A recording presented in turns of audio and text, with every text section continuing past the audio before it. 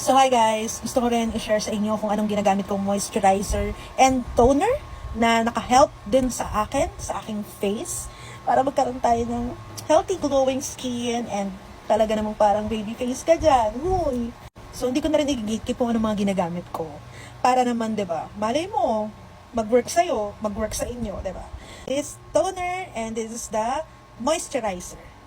So simple lang ginagawa ko. Pag nagto-toner ako, guys, ganito lang. Konting amount and then directly ko siyang pinapat sa aking face.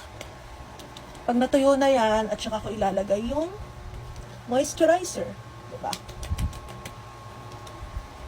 Ganun lang. Ganun style lang ginagawa ko. Naglalagay ako sa kamay ko. So, directly ko siyang pinapat sa aking face. So, ganun lang siya. So, ito yung toner from Celetec. And next, dahil natuyo na ang aking face, maglalagay na ako ng small amount lang din ng moisturizer. So, ganyan lang. Lagi mo siyang gagawin. I-maintain mo.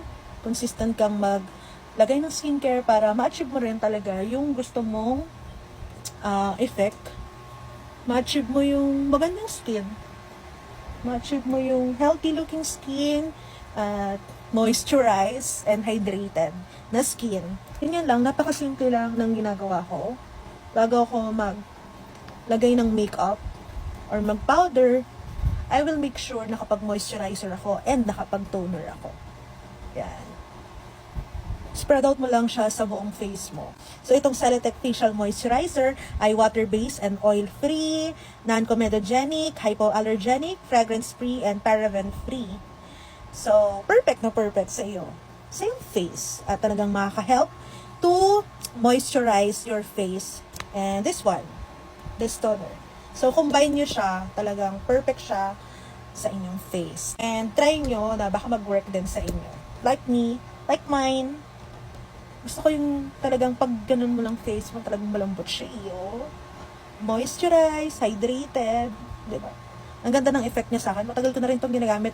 Parang 6 months ago. Yeah. Talagang subok na subok. Proven and tested ko itong dalawang product na to na nilalagay ko sa face ko. Binabalik-balikan ko talaga to. Itong dalawang product na to ay hindi ko pwedeng skip bago ako maglagay ng kung ano-ano sa aking face. So, try this. Check this out. Yun lang. Bye!